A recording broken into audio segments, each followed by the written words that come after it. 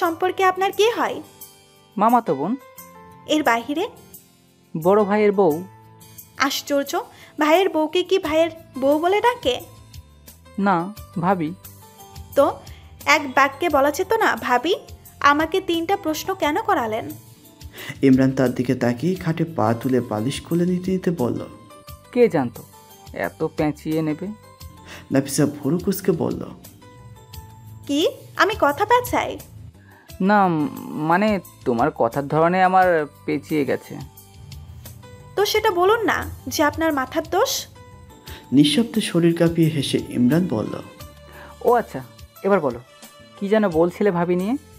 ও বয়সে যেমন তেমন হোক, সম্পর্কে তো আপনার ভাবি, তাই না? তো আপনি ভাবি ডাকেন না কেন? আগেই তো বললাম ও আমার মামাতো বোন, আর আগে থেকে নাম ধরে ডেকে অভ্যস্ত। এই জন্যই তো সেও তার উদ্দেশ্য অর্জন করতে অভ্যস্ত। আপনি ভাবি ডাকলে সম্মাননার জন্য হলেও সে কিছুটা লজ্জাবোধ করত, কিন্তু তা নয়। আপনিও আগের মতো, সেও আগের মতো, তাহলে চলছে চলুক। ইমরান খাটে হেলান দিয়ে কোলে বালিশ নিয়ে তাকিয়েছে নাফিসার চোখের দিকে। এখন তার মনোভাব ইতিবাচক। খুব দ্রুতই নাফিসার কথার মর্মার্থ গেঁথে গেছে তার মস্তিষ্কে, আর খুব সহজেই তার একটা দোষও চোখের সামনে ভাসিয়ে তুলেছে নাফিসা। তার চোখের সামনে বসা মেয়েটা তো সেই পাগলটা না যে নাকি 2 দিন আগেও কান্নাকাটি করত, রাগ করতো, জেদ করতো, উল্টোপাল্টা করতো, উল্টোপাল্টা বলতো। না, সে পাগল কেন হতে যাবে? এ তো এক পাগলি, যার মাঝে যেমন রাগ আছে তেমন জেদ, যেমন বুদ্ধিমতী আর তেমনই ভেজাল মুক্ত, যার ভিন্ন রূপ আর ভিন্ন গুণ বারবার করে যাচ্ছে তাকে মুগ্ধ। নাফিসা চুল বিনুনি করে উঠে পড়ল ড্রেসিং টেবিলের সামনে থেকে। ইমরানের দিকে চোখ পড়লে এভাবে তাকিয়ে থাকতে দেখে বলল, আমার দিকে দেখেন। দেখি না ভাবি। কি? ভাইয়ের বউকে ভাবি না ডেকে এখন নিজের বউকে ভাবি ডাকা হচ্ছে? ইমরান জিভ কেটে বলল, তেমন কিছু বুঝাতে চাচ্ছি না, বলতে চাইছি তোমার দিকে দেখছি না, শুধু ভাবছিও। তো সেটা না বললেন। যাই হোক, কি ভাবছেন শুনি? এভাবে চলে যেতে দেওয়া যাবে না। তো কিভাবে চালাবেন? থেমে থেমে নাকি এবার দৌড়ানো শিখাবেন? এক্স্যাক্টলি, এখন থেকে দৌড়াবে, তাও আবার তোমার মাধ্যমেই। আবারও আমাকে টানছেন? ইমরান বিছানা ছেড়ে নেমে হঠাৎই এক হাতে নাফিসাকে কাছে টেনে বলল, টানবো আর কি, শক্তিশালী বন্ধনেই তো বেঁধে ফেলেছি। নাফিসা ইমরানের পেটে গুঁতো দিয়ে নিজেকে ছাড়িয়ে বলল, সরুন। কি ভেবেছেনটা কি? সকালে কিছু বলিনি তাই এখনো চুপ করব? ইমরান তার পেটে হাত বুলাতে বুলাতে হাসি মুখে বলল, আচ্ছা, কি বলবে শুনি? বলবো না, করব। তা কি বা করবে? নাফিসা দরজার কাছে এসে বলল, এই মুহূর্তে রুম থেকে পালাবো। সামনের দাঁতগুলো বের করে একটা হাসি দিয়ে যেই দ্রুত দরজা খুললো, অমনি 5 আঙুলওয়ালা এক হাত এগিয়ে এলো তার মুখ বরাবর। নাফিসা ভয়ে চিৎকার করে উঠল। ইমরানও চমকে উঠেছে তার চিৎকারে। অতঃপর তাকিয়ে দেখলো নিশাদ দরজার ওপাশে দাঁড়িয়ে বুকে থুতু দিচ্ছে। নাফিসা ভয়ে চিৎকার দিয়ে হাঁপিয়ে উঠেছে। নিশাদ বলল, ভাবি, এইভাবে কেউ চিৎকার করে? আমি ভয় পেয়ে গেছি। তুমি ভয় পেয়েছো নাকি আমাকে ভয় দেখাতে এসেছো? আমি তো 99% ভয় পেয়ে 1% কমের জন্য বেঁচে আছি। এভাবে কেউ ভয় দেখায়? আরে আমি তোমাকে ভয় দেখাতে আসছি নাকি? আমি ডিনারের জন্য তোমাদের ডাকতে এসেছিলাম। মাত্র হাত বাড়িয়েছি দরজা টোকা দিব, এমনি হাজির তোমার মুখ। আমি কি জানতাম নাকি তুমি এখন দরজা খুলতে এসেছো? নাফিসা বুকে হাত রেখে লম্বা নিঃশ্বাস ছেড়ে বলল, আর জীবনেও এভাবে ডাকতে এসো না। জ্ঞান হারানোর অভ্যাস নেই বলে আমি এখনো দাঁড়িয়ে আছি গো। প্রয়োজনে 1 মিটার দূর থেকে হাফ ছেড়ে দিও, তবুও এভাবে নিশ্চুপ নখ দিও না। নিশাদ হাসতে হাসতে বলল, ওকে। ওদিকে ইমরান এতক্ষণ চুপ থাকলো এখন হাহা করে হেসে উঠল এবং বলল, যাও, পালাও আরো বেশি বেশি। গেটে তালা দিয়ে 3 জন একসাথে এসেছে বড় ঘরে। ইমরান সোফায় বসে পড়ল জিয়ানের সাথে কার্টুন দেখতে, আর নাফিসা কিচেনে এসে পাঠিয়ে নিল ভাত বেড়ে নেওয়ার জন্য। নাফিসাতে আসতে দেখে বড়মা ওর রুম থেকে বেরিয়ে এসেছে। নাফিসাকে দেখলো পাটিতে ভাত নিচ্ছে আর মুখ চেপে হাসছে। বড়মা জিজ্ঞেস করলো, হাসছিস কেন? নাফিসা আবিদা বেগমের দিকে তাকিয়ে আবার বড়মার দিকে তাকালো, কিন্তু কিছু বলল না। আবিদা বেগম তরকারি বাটি নিয়ে বেরিয়ে গেলে নাফিসা হাসতে হাসতে বলল, বড় মা, এখানেও দেখি ভাতের পাতিলে মুরগির ডিম পারে। বড়মা এবার বুঝতে পেরে হেসে উঠল এবং বলল, দরকার কি আলাদা হাঁড়ি বসানোর? এজন্য ভাতের সাথে ডিম সেদ্ধ করে ফেলে। হাঁড়িও বাঁচলো, গ্যাসও বাঁচলো, পানিও বেঁচে গেল। আমার মায়ের মতো মিট ব্যয়। ভাত তুলতে গেলে আলাদিন প্রদীপ হয়ে ডিম বেরিয়ে আসে। লুকানো প্রদীপের কথা না জেনে মাঝে মাঝে তো চামচ দিয়ে নেড়ে ফাটিয়েই ফেলি। এরপর হয়ে যায় ডিম বিরিয়ানি। নাফিসা ও বর্মা দুজনেই হেসে উঠল। জেরিন এসে পড়ল। কি হয়েছে তোমাদের? নাফিসা বলল, মুরগির ডিম হয়েছে। জেরিন কিছু বুঝতে না পেরে পুরো সামান্য কুঁচকে তাকালো, কিন্তু নাফিসা তাকে স্পষ্টভাবে কিছু বলল না।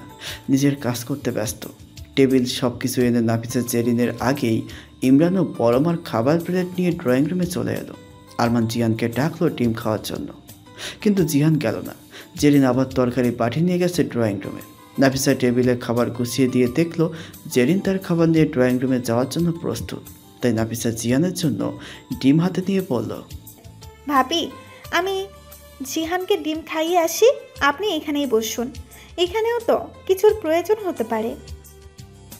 জিহানকে তোমার খাওয়াতে হবে না, আমি পরে খাওয়াবো। কথাটা বলে জেরিন প্লেট নিয়ে চলে গেল। নাফিসা লক্ষ্য করলো আরমান কিছুই বলল না। দেখতেই বোঝা যায় অতি সহজ সরল লোক, কিন্তু এভাবে সরলতা দেখালে চলবে? বউটা যে প্রচণ্ড ঠকিয়ে যাচ্ছে তাকে। নাফিসা ডিম রেখে নিজের জন্য খাবার নিয়ে ড্রয়িং রুমে এসে ইমরানের পাশে বসতে বসতে বলল, আরে ভাবি, ভাইয়ার টেবিল আর আপনি এখানে বসেছেন যে? ভাইয়ার তো কোনো প্রয়োজনও হতে পারে। একই কথা এমন ভঙ্গিতে আবার বলায় জেরিন চোখ মুখ কাচুমুচু করে তাকালো। বড়মা বলল, ঠিকই তো। জেরিন, তুই এখানে কেন? নাফিসা ইমরানের সাথে বসেছে, তোরও উচিত আরমানের সাথে বসার। টেবিলে না খেলে আগেও তো খেয়ে নিতে পারতি। নাফিসার দিকে তীক্ষ্ণ দৃষ্টিতে তাকিয়ে জেরিন চলে গেল প্লেট নিয়ে। নাফিসার মুখে অস্পষ্ট হাসির রেখা ফুটে উঠেছে, যেটা ইমরানের চোখে স্পষ্ট ধরা দিয়েছে। খাওয়ার মাঝে নাফিসা আবার ফিক করে হেসে উঠল। বড়মা আর ইমরান উভয় তার দিকে তাকালো। বড়মা জিজ্ঞেস করলো, কি হয়েছে? ভাতে মুরগির ডিম পাচ্ছে। কথাটা বলে নাফিসা আরও বেশি হাসতে লাগলো। বড়মা মিটমিট হাসছেন, আর ইমরান কিছুই না বুঝতে পেরে বলল, মানে আবার কি? ক্লিয়ার কথা বললাম। জিহান তোমার জন্য ভাতে তিতি ডিম পারছে, খাবে না? জিয়ান কার্টুন থেকে মনোযোগ সরিয়ে নাফিসাকে জিজ্ঞেস করলো, কি? ভাতের পাতিলে তিতি ডিম পারছে তোমার জন্য। কই? টেবিলে।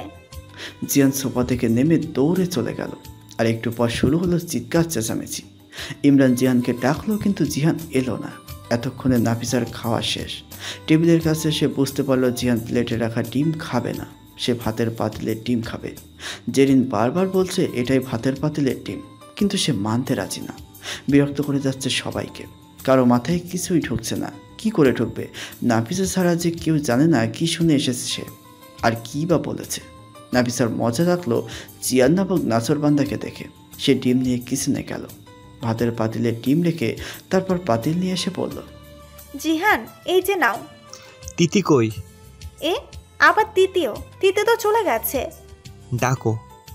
আচ্ছা, কাল ডাকবো, এখন এটা খাও তুমি। জিয়ান ডিম হাতে নিয়ে আবার পাতিলে আশ্রে ফেলল। নাফিসা বলল, আরে কি করে? ভাঙ্গি? না, এটা ভাঙাই, কামড়ে খেয়ে ফেলো। জিহান ডিম হাতে নিয়ে ড্রয়িং রুমে দৌড়ে এলো। নাফিসা পিছু পিছু এসে দেখলো টিফিতে ডিম ঢেলে দিয়ে ও কিকে বলছে, নাও ডিম খাও, নাও। জিহানের দুষ্টুমিতে নাফিসার চরম অবাক, সাথে হাসিও পাচ্ছে খুব। ইমরান বলল, ডিম খাওয়া গি, আর বেশি বেশি শক্তি করে জিহানকে বক্সিং দাও। জিয়ান হেসে লাফিয়ে উঠল। নাফিসা ডিম হাতে নিয়ে জিয়ানকে খাইয়ে দিল। খাওয়া দাওয়ার পর যখন তিনজন বেরিয়ে আসছিল, ইমরান জেরিনকে বলল, গেটটা লাগিয়ে দিয়ে যান ভাবি। নিশাত ইমরানের কথা শুনে খিলখিল করে হেসে উঠল, আর নাফিসা মিটি মিটি। ইমরান জেরিনের দিকে না তাকালেও নাফিসা তার মুখভঙ্গি দেখে নিয়েছে। জেরিনের চেহারা দেখার মতো হয়েছে। অতঃপর নিশাতের সাথে কথা বলতে বলতে ইমরানের পিছু পিছু ঘরে চলে এসেছে। নাফিসা নিশাতের রুমে চলে গেলে ইমরান তার বই নিয়ে এসে এগিয়ে দিয়ে বলল, পড়াশোনা ইগনোর করে খুব বড় ভুল করছো। ধরো এবং পড়ো। নিশাত পড়তে বসো। ইমরানের কথায় নাফিসা আজ পড়ল নিশাতের রুমে। 10:30 বেজে গেলে নাফিসা তাদের রুমে এসে দেখলো ইমরান পড়ছে। সে বই রেখে বিছানা গোছাতে লাগলো। নাফিসা ঘুমানোর জন্য প্রস্তুত হচ্ছে বিধায় ইমরানও বই রেখে দিতে দিতে বলল, জেরিনের রিয়াকশন কেমন ছিল? নাফিসা মুখ টিপে এসে বলল, জেরিনকে লাইক অ্যান আউল। ইমরান আবারও এসে বলল, আচ্ছা, পেঁচা দেখেছো কখনো? না, আমিও তো জিহান যে এখনো প্যাচার দর্শক পাইনি। জিহানও তো দেখেছে। আমাদের মেঘগনি গাছে প্রায়ই আসে আর ভোরে ডাকে হুতম পেঁচা। নাফিসা মশারি টানিয়ে শুয়ে পড়ল। কিছুক্ষণ বিপরীত মুখে শুয়ে আবার সমমুখী হয়ে চোখ বুজে আছে। ইমরান কিছুক্ষণ তার মুখের দিকে তাকিয়েছিল। পরক্ষণে চিৎ করে রাখা হাতের উপর হাত রেখে আঙুলের ভাঁজে আঙুল রাখল। নাফিসা চোখ খুলে তাকিয়ে ইমরানের ঠোঁটের কোণে অস্পষ্ট হাসির রেখা দেখতে পেল। হাতের দিকে তাকিয়ে যখন হাতটা টেনে সরিয়ে নিতে যাচ্ছিল, ইমরান মুঠোয় ধরে বলল, সমস্যা কি? নাফিসা হেঁচকা টান দিয়ে হাত ছুটিয়ে কম্বলের নিচে গুটিয়ে বলল। ইমরান লাইট অফ করে নাফিসাকে জড়িয়ে ধরে বলল, তুমি ওদিকে ভাবিকে ঠিক করো আর আমি না হয় আমার বউকে ঠিক করি, কি বলো? নাফিসা ছোটার জন্য জোরাজুরি করতে লাগলো। ইমরান বলল, আরে এত সমস্যা কোথায়? নাফিসা তাকে ধাক্কা দিয়ে সরিয়ে মশারি ফাঁক করে বিছানা ছেড়ে নেমে গেল। নিঃশ্বাসের সাথে তার কান্নার শব্দ ভেসে আসছে। ইমরান উঠে বসে লাইট জ্বালিয়ে দেখলো নাফিসা দাঁড়িয়ে চোখ মুছছে। সে বিছানায় থেকেই বিস্ময়ের সাথে বলল, নাফিসা? নাফিসার কান্না যেন আরও বেড়ে যাচ্ছে। সে বিছানা ছেড়ে নেমে কাছে আসতে নাফিসা আরও পিছিয়ে গেল। ইমরান বলল, কি হয়েছে তোমার? কাঁদছো কেন? আমি আপনার সাথে ঘুমাবো না। সমস্যা কি তোমার?